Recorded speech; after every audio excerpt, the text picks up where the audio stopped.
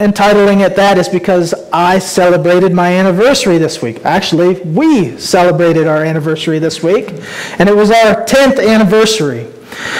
And as I reflected on our time together, 10 long years. No, just kidding. It's been a blink.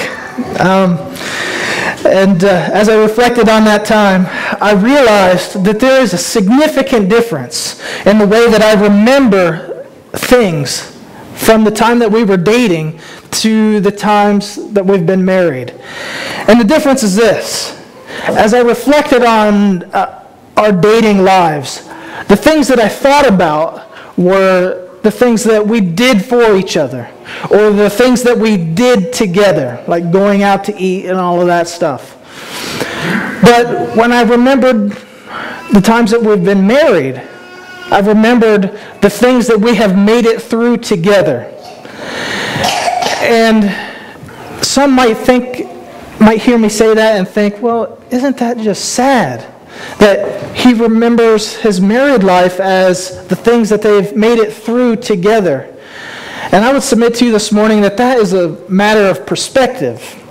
And that perspective is built upon the premise that everything that happened during the dating life of Nicole and I was the best that we have ever had, right? And let's be honest, the dating time is a very exciting time because it's new, because it's just you and that one that you love. And you get to go out and watch movies. You get to go out and eat in these fancy restaurants. One, because you want to impress one another, and two, because usually you don't have kids at that time and you have money.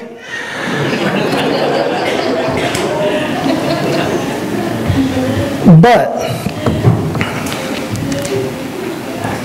when I look back on that time when we were dating, I remember that we did do a lot of those things, and those things were really fun. Like, for example, we really loved Olive Garden. We would go to Olive Garden and drop $60 just on us two, just to spend time together. We went and watched the movie Titanic like 13 times. I am not lying. We went 13 times. And you might be thinking, why did you go watch Titanic, which is a 3-hour plus movie, 13 times? I don't know, but we did. But now, looking back on that time in our life was about the stuff that we did for each other. And while doing stuff for one another is really, really nice, I am so glad. I am so blessed that our relationship has matured, that it has moved beyond the stuff that we can do for each other, and that we are satisfied, that it is just sufficient today for us just to be together. When date night used to be Olive Garden and the movie, now it's McDonald's and the dollar menu. But you know what? That, in my view, is not a bad thing, because it's not about the food, and it's not about the movie. It's not about all the other trappings of dating. I am satisfied. I am more pleased to have a McChicken with my wife than to go to Olive Garden and be alone. It is sufficient to be with my wife. And let's not think of sufficient as, oh, he's just settling. No, sufficient means to be filled. It is something that wakes you up in the morning. And I mention all of this because we see the issue of stuff versus sufficiency in our passage this morning. And we all know those relationships that are built on stuff. We all know people who are in them. We all know the consequences of them. And when we see those relationships built on stuff, what happens? That couple usually suffers, and it ultimately ends because it's built on the stuff, not on sufficiency of being with one another. Saints, in John chapter 6, we have the same issue raised for us, but in spiritual parameters. Are you following the Lord Jesus Christ for the stuff He can give you, or is it sufficient for you just to be with Him? And we see in this passage, we see the Lord Jesus Christ surrounded by disciples. And there were disciples who were sufficiently pleased to be with him, though they had different perspectives. Some were pessimistic, some were optimistic, but there were also a certain portion of them who were materialistic. Some of them who just followed him because of the benefits, what could come to them out of this relationship. And this morning, what I want is for us to discover, what type of disciple are you? Are you pessimistic? Are you optimistic? Or are you materialistic? So let's get into it. Let's first look at the pessimistic disciple. In verse 1 through 7, the passage says this. Sometime after this, Jesus crossed from the far shore of the Sea of Galilee, and a great crowd of people followed him. Why? Because they saw the signs that he performed by healing the sick. Then Jesus went up to the mountainside and sat down. He's trying to be alone with his disciples. But the crowd follows him. Why is the crowd following him? Because it's Passover. There's a lot of people moving during Passover. If you don't know about Passover, Passover is the celebration of the Israelites' exodus out of Egypt. And every Passover, every able-bodied male Jew must make his way to Jerusalem, no matter where he's at. So there's a lot of people moving. Jesus is up in the Sea of Galilee, in the north, making his trek down south, and there's a lot of people moving, and they're following him because of what he is doing. And then it goes on and says, when Jesus looked up, he saw the great crowd coming towards him. And he said to Philip, where shall we buy bread for all of these people to eat? He asked this only to test him, for he already had in mind what he was going to do.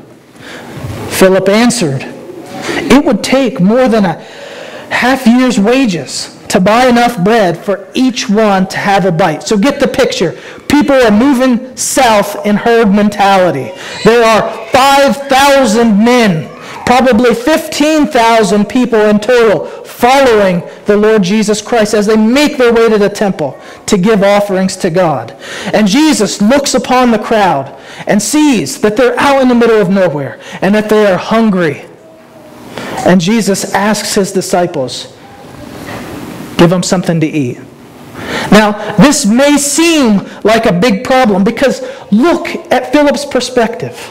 From Philip's perspective, he has to feed 15,000 people, and his master just dropped this bomb on him. That's a problem. And when he looked at it from a natural point of view, he looked at his wallet. Maybe he carried a man purse. I don't know. And he counted the money, and he said, you know what? We don't have it. And how true of that, or how true is that of us sometimes? When we get in the midst of circumstances and God says, here's the situation, and we look in the wallet and we say, we don't have it. You see, Philip became pessimistic. And he became pessimistic because he was focused so much on his perceived lack that he forgot about the one who was present with him. The Lord Jesus Christ, the one who owns a cattle on 1,000 hills, the creator of heaven and earth, the one who provides for all of our needs according to his riches and his glory. Philip let the circumstances blind him to the fact that Christ was walking with him. And how true is that of us? Don't we get into circumstances where we become easily pessimistic? We think, this thing is totally going to kill us. This is going to bring our end. And we do that because we take our eyes off of the Lord Jesus Christ. I think of Psalm 23. You guys remember the psalm where David writes, the Lord is my shepherd. I shall not want. He takes me and leads me into green pastures. Right? And when we think of those green pastures, we think of a field that is hip deep in wheat. And we have this mental image. But let me tell you, David was a shepherd in Israel.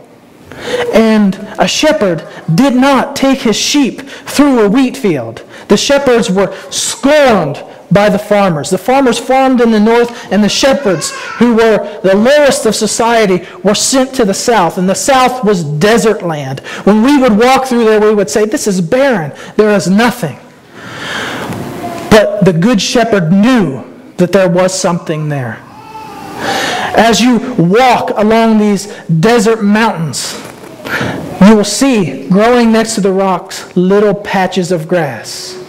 And if the good shepherd loves his sheep, he will seek out those patches where his sheep can find just enough for today. And that reminds me of the Lord's Prayer. Give us our daily bread. Right? The Lord Jesus Christ has promised to give us our daily bread. He has not promised us abundance. He hasn't promised us the Cadillac and the $300,000 home, but He has promised to meet our needs daily. But when we lose sight of that, when we lose sight of Him, we become pessimistic. And I think of my marriage and how easily it is to become pessimistic. I think of the times where there's more month than money, right? And to be honest, I am more of the pessimistic one. But there are certain situations where my wife becomes pessimistic. And here's one. When she sends me to Walmart, all right? Every time my wife sends me to Walmart, she gives me a list. This is the honey-do list. Honey, I want you to get these things and bring them home. Every time I come home from Walmart, I come home without something on that list. She becomes pessimistic. I think she writes more on there, hoping that I will get the necessary things and kind of forget some of the periphery things. But she becomes pessimistic. Why? Because I have proven that I will forget stuff. There's been cases when I went to Walmart with a list and I walked out with nothing on it, but some really cool stuff that I wanted. But that's because I have a track record of not providing, not coming through when I go to Walmart. But when it comes to the Lord Jesus, He always comes through every single time. So if we will keep our eyes on Him, there is no cause for us to be pessimistic. We ought to have a positive outlook. But pessimism only exists when sufficiency in that partner doesn't exist. Pessimism is a lack of faith. So I would ask you this morning, when circumstances look bleak, is Christ sufficient for you? But there was not only pessimistic disciples, but there were optimistic disciples. Look at verse 6 through 13. Another of His disciples, Andrew, Simon Peter's brother, spoke up. Here is a boy with 5 small barley loaves and 2 small fish. But how far will they go among so many? Jesus said, have the people sit down. There were plenty of grass in that place. So they sat down. Jesus took the barley loaves and gave thanks and distributed them to all those who were seated, as much as they wanted, and He did the same with the fish. And when they all had enough to eat, He said to His disciples, gather the pieces that are left over. Let nothing be wasted. So they gathered them, and 12 baskets full of pieces were left over from those who had eaten. I want you to notice 2